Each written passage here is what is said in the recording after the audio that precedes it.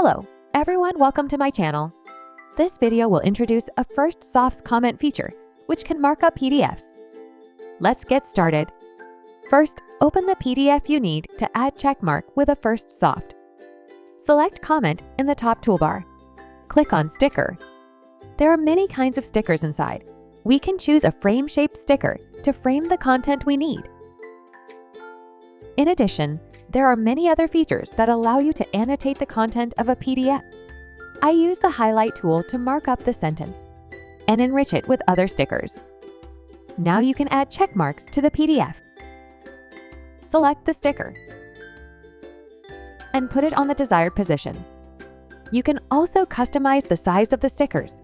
This is the comment function of Afirstsoft. We only need a few steps to add checkmark to PDF. Very simple. If you want to use Afirstsoft to edit and comment your PDF, click the link below to download it. Thanks for watching, and don't forget to subscribe to my channel.